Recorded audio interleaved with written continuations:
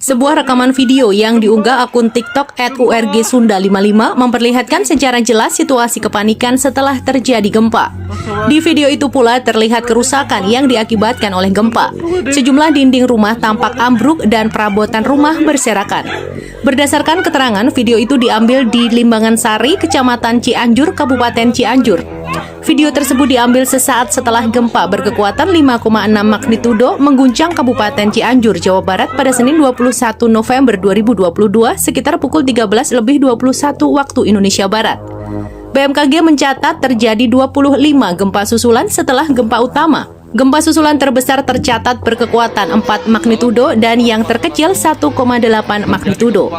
Sementara itu, hingga Senin sore, BNPB mencatat 46 orang meninggal dunia. Korban meninggal seluruhnya sudah dibawa ke RSUD Cianjur. Jumlah korban ini masih bersifat sementara karena proses pendataan masih terus berlangsung. Selain mengakibatkan 46 korban meninggal dunia, gempa bumi Cianjur juga menyebabkan sekitar 700 orang terluka. Dikutip dari Kompas.com, Kepala BNPB Suharyanto mengatakan berdasarkan laporan dari Bupati Cianjur, korban tewas untuk sementara mencapai 46 orang. Sementara ratusan korban luka, sebagian besar mengalami patah tulang. Suharyanto menambahkan banyaknya korban luka salah satunya karena gempa terjadi siang hari, di mana pada siang hari masyarakat cenderung tinggal di rumah masing-masing. Selain itu, rumah penduduk kebanyakan tidak tahan gempa. Mungkin ya sampai nanti sampai asarin nah sampai asar. Ini rumah nonton ini. Kalau rapat sekedap teng sarang, 40 menit. Mereka sing rapat podo pinter ya cepet putus tuh. Rapat gue debat terus, podo rapahami ruwet. Jadi Allah itu zat yang kuasa mendatangkan adab dari sisi atas. Misalnya meteor jatuh, terus Mars jatuh, tentu Allah mampu. Atau dari bawah, misalnya ditelan bumi dan sebagainya. Atau, dan ini yang sering terjadi, Allah menjadikan kalian itu saling nggak cocok, kemudian saling membunuh. Kan natijanya sama kan, misalnya kamu kena meteor kan ya mati, kena likuifaksi mati, disembelih mati. Milih nanti. Ayo milih nanti. Diujar-ujari bojo kuru mati. Disentak uang kaget kakek utang mati. Terus satu contoh sampai pidato kecelakaan rapi sensitif. Dan ini pentingnya ayat ini pernah saya baca satu hari setelah gempa Jogja. Setelah gempa Jogja itu satu hari saya nilik ke sana itu bahwa memang Allah selalu mengingatkan potensi. Ya muka-muka sampai ayat ini eling-eling. Jadi Allah itu adatnya di Quran itu dua. Satu menjelaskan itu sebagai hal yang potensial. Potensial itu bisa terjadi kapan saja. Ada yang diceritakan Allah itu secara faktual, yaitu rahmat. Rahmat itu kan selalu terjadi kapan saja. Maka itu diredaksikan Allah bisihotil jasmi, dengan sifat kepastian kayak warahmati wasiat kulasya, itu pasti terjadi dan terus terjadi. Tapi kalau azab itu Allah menceritakan itu hanya potensi azab. Meskipun kadang-kadang benar-benar diwujudkan. Ya benar-benar pernah ada yang ngitung misalnya tsunami yang dahsyat itu hanya per 200 tahun. Gempa Jogja paling dahsyat itu pernah dihitung secara teori geologi itu hanya per 70 tahun. Artinya kalau azab itu ada siklusnya yang ekstrim loh ya. Tapi kalau rahmat kapan saja dan di mana saja. Maka pola-pola di Quran, kalau sampean mengkaji Quran, itu kalau rahmat itu mesti redaksinya itu bisihotil jasmi, dengan sifat kepastian. Rahmatku pasti terjadi. Kata barabbukum ala nafsi rahmah, bahkan Tuhanmu memastikan dirinya pelaku rahmat, dirinya pelaku pemberi rahmat, dan Allah mewajibkan pada dirinya sendiri. Tapi kalau Allah menceritakan adab itu hanya redaksi saya mampu memberi adab, tapi tidak harus melakukan. Jadi mampu kan tidak harus melakukan, tapi tetap potensi melakukan. Itu jenis qadir apa? Maka di surat Tabarok misalnya caranya Allah ngendikan gimana coba? Misalnya qul aro'aitum, diulang-ulang. Misalnya diulang sengurut saja, misalnya apa? Wa sirru qawlakum wa innahu alimun bi dzati sudur ta'ala ya'lamu khalaqa wa walladzi ja'alakum summa amintum man fis sama ayakhsifa bikumul ardo fa idza hiya tamun. Sebagian ayat qul aro'aitakum dan sebagainya.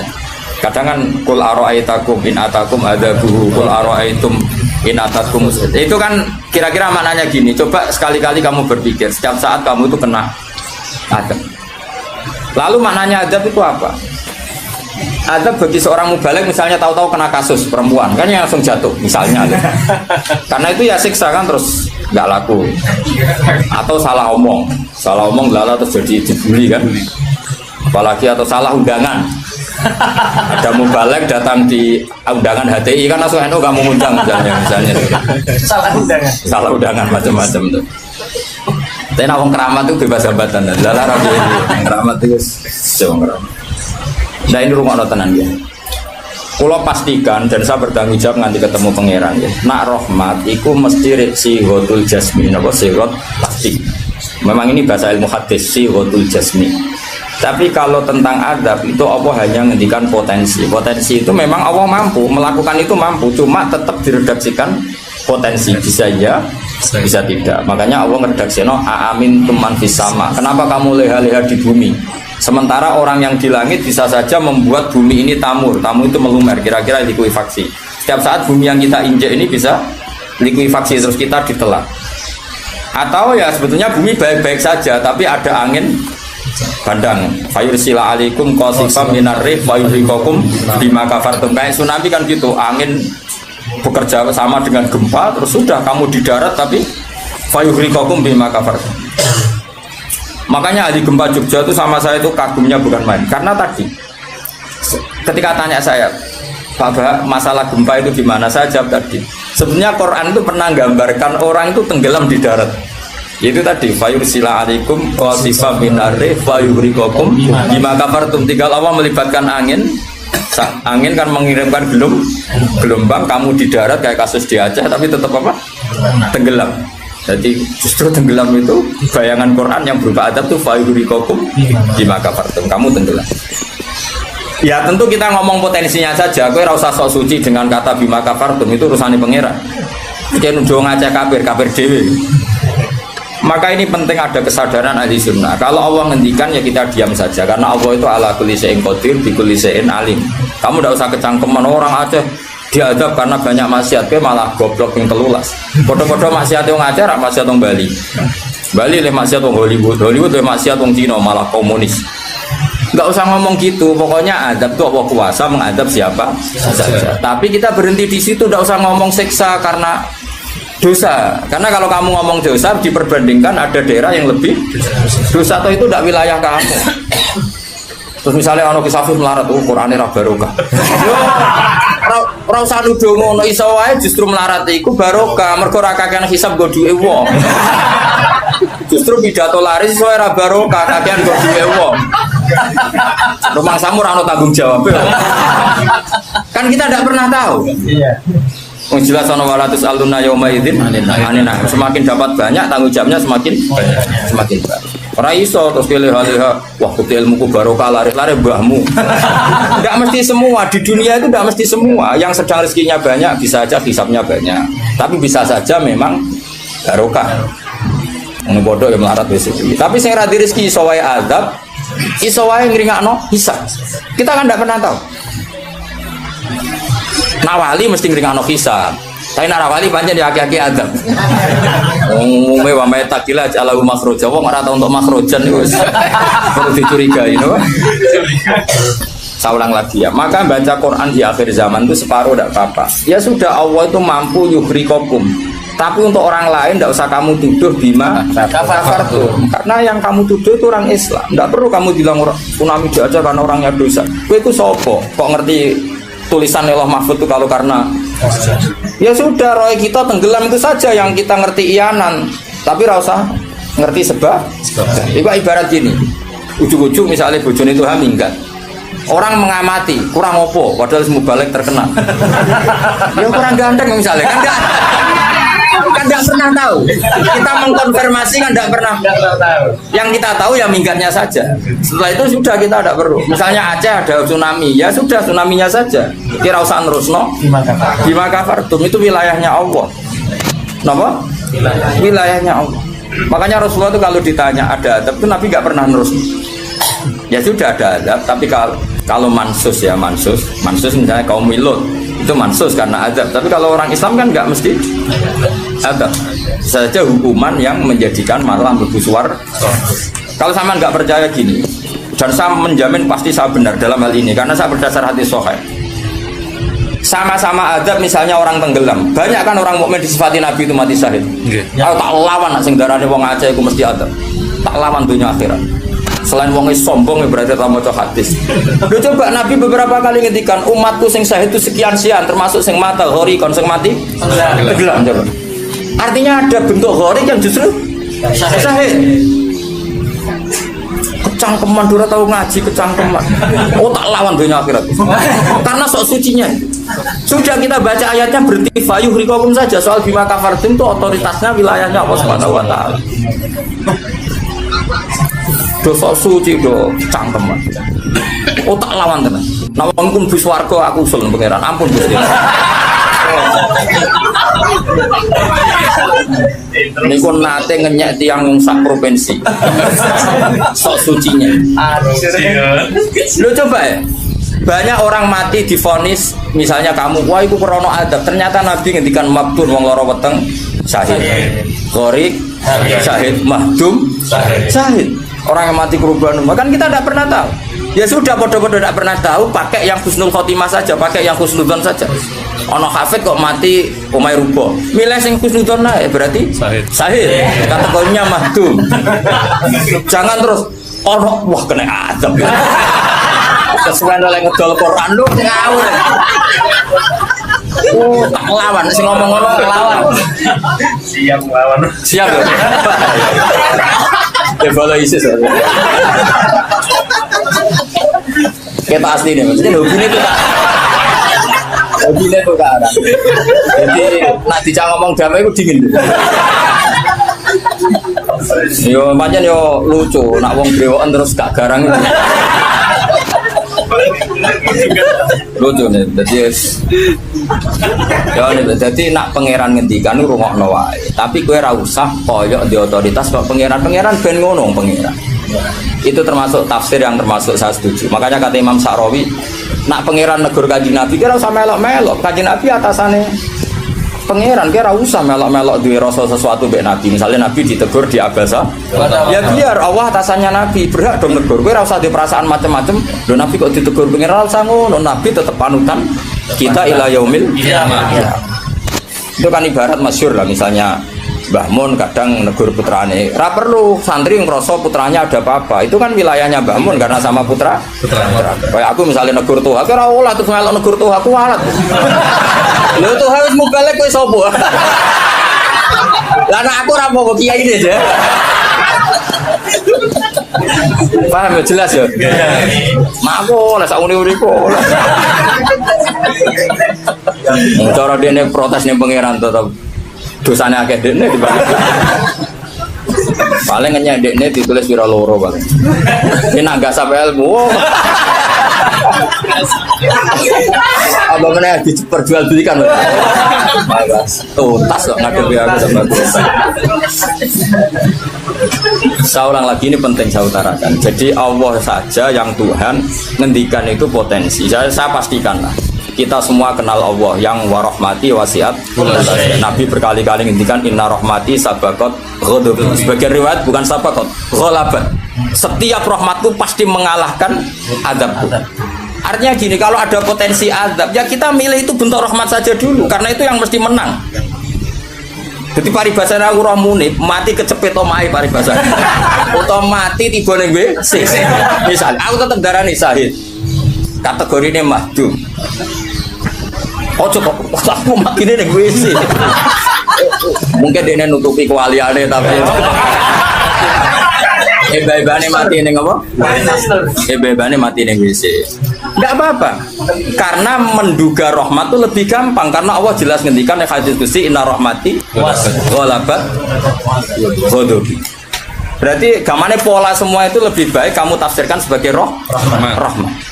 Nah, kecuali ada sharihul ayat yang mengatakan itu azab, tapi mana ada sekarang udah ada nabi. Misalnya kaum Lut kan Allah jelas-jelas ngendikan itu karena azab, ya sudah kita ikut mengatakan azab. Tapi kalau yang orang Aceh, orang mana-mana kan tidak ada ayatnya. Jelas ya? Iya.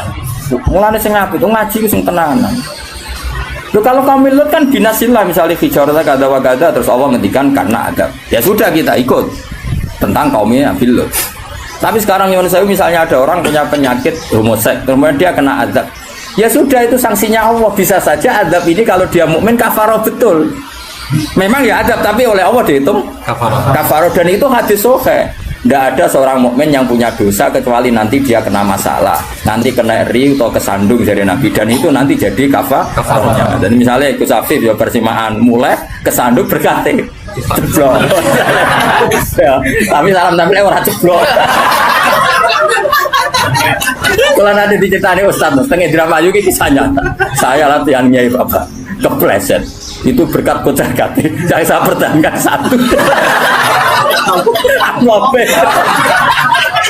Bareng guling. Wah, ini masih. Mereka latihan Mama ini paling penting. Berkat gak masalah, berkat gak masalah. Nah, seperti ini gue rasa nak milih sebagai adab. Karena Nabi jelas ngendikan orang wong mukmin sing kena eri bahkan kesandung kecuali jadi kafar. Jadi saya pastikan fayuhriqakum bima kafartum itu untuk konteks orang mukmin kamu baca separuh saja sudah, Allah itu mampu menenggelamkan kalian. Tapi khusus orang mukmin khitabnya jangan bima kafartum, kan kita ada kafir. Tak lawan tenan. Aku bola-balik juga. Kalau bola-balik ketemu aneh-aneh. Kalau kemarin enggak bisa cara ketemu wong aneh-aneh. Tak tantang. Tapi ketemu aku serawani Mas. Wah. Betul nah kalau. Loh, kalau Allah kan maha tahu, sehingga Allah berhak dong ngendikan bima kafartum mergo kowe kafir. Kita kan tidak tahu, apalagi dirinya dia mukmin, kan ayat itu tidak kena. Ayat itu kan pada orang kafir, bima kafartum ayatil, kowe bima amantum. Boyo mikir, ngene seudon ora usah dilembagakno, seudon. Lah wong seudon kok dalil. Cak ana panggunge dia. Wong seudon siri wae elek, men seudon kok dikai panggung. Jajak-jajak itu. Jajak-jajak bisa. Nek seudon kok dilembagakno. Tak lawan yakin dunia. Wes sampai swarga lah tak protes nek wis aku tetep. Bahaya, itu bahaya sekali. Ora terima bahaya sekali. Ya saya ulang lagi ya. Jadi kata qadir itu potensi, napa? Potensi. Potensi enggak mesti terjadi karena kita tahu warahmati wasyatul. Inna rahmati sabaqat ghadabi wa fir'atin ghalabat. Jadi kalau ada fenomena tak pilih dulu itu rahmat, terutama kalau pada orang mukmin. Misalnya ono toha bojone minggat tari rahmat, namun untuk sing apa itu aja. Selalu pengen. Soalnya bojo minggat, namun apa diganti sing luwe. No, wis ngono tak pilih kuwi. Engko sing minggat tak mulai nek. Ternyata rapi-rapi ya bahaya nek ora mulai malah ono penggantine tenan kan. Mulane ngaji to, pun nang anut kula. Fayukhriqakum bima kafartum. Sing berhak ngendikan bima kafartum iki sapa arep pengiran. Wong yang terjadi di Indonesia udah do mukmin, mana mungkin kita teruskan bima kafartum. Rungokno yo tobat wong-wong. Awas ya dunya tak lama. Amain Nabawi anut Sayyidina Ali. Dari Sayyidina Ali, aku sok ben ketemu pengiran pertama, nglapurno wong sing masalah mbak. Ana awwaluman yatsu baina yadir rahmanil khusuma. Aku wong pertama sungkeman yang pangeran. Iku apa konfirmasi, musuhku aku bener. Aku sih yakin ngono. Aku sebenarnya ngono. Ulama dilawan bal kenyek. Yakin wis ora yakin. Oke, ana awaluman yajsu baina yadir rahmanil khusuma. Yatsu itu apa sungkeman. Sama kata jasa yatsu sisu. Aku wong pertama pas ketemu pangeran sungkeman mengkonfirmasi itu tolong diputuskan saya atau mereka yang benar.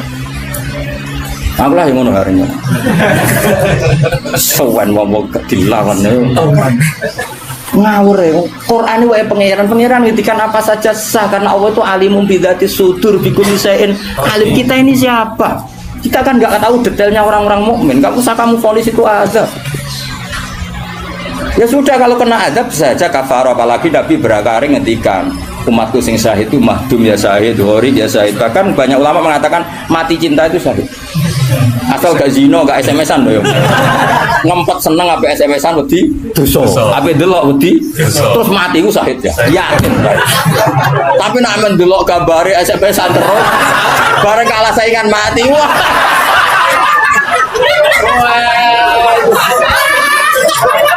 Gak sahid blas yo. Sama sekali. Karena dia tetap ngumbar nafsu kan. Cuma keok kan ngono. Ora nih sing koyo muni kan ape delok rawani. Mosok jenggoten kok. Ape takok ya rawani. Pas ketemu sing disenengi duwi lho. Wah, iku nak mati nih. Oh tak salati mimiku. Nak salat mayit takbir piro? Papat. Khusus kowe 7. Itu cek walu. Loh, jangan kira tuh gak sah loh. Salat mayit ditakbiri piro wae? Sah. Masyhur ning gone fikih, tapi rasa ge aliran anyar. Loh aku lu ahli fikih rasa mbok debat kan banyak mengatakan Allah Akbar itu zikir sehingga jumlahnya tidak perlu dibatasi. Cuma saiki wis milah papat ae. Papat ya umumnya. Aku nganti lali jumlahnya. Cuma nak soben suatu saat nak muni mati saya aku pirang jadi itu. Istimewa. Istimewa tapi sesat nih itu. Ya jadi jelas ya, saya mohon sekali. Jadi kayak gempa Jogja, gempa mana-mana kayak usah kecangkeman itu darani ada. Karena itu nggak ada kepastian. Mau potensi ya, kalau potensi ada ya potensi loh ya. Tapi kita tahu yang mesti terjadi hubungan kita dengan Allah adalah kita mendapatkan rahmatnya titik. Mergo jelas wa rahmati wasiat. Jelas kepastian kita hubungan dengan Allah itu dapat rahmatnya, bukan dapat adanya. Itu yang pasti. Meskipun sekali-kali ada. Tapi kan jelas Allah ngendikan rahmati sabaqat ghadabi wa firiwatin ghalabat ghadabi itu hadis qudsi. Jadi Quran yo jelas, hadis qudsi jelas. Dan saya termasuk kiai sing waras. Baru kayak waras itu gampang husnudzon. Ngomong wajib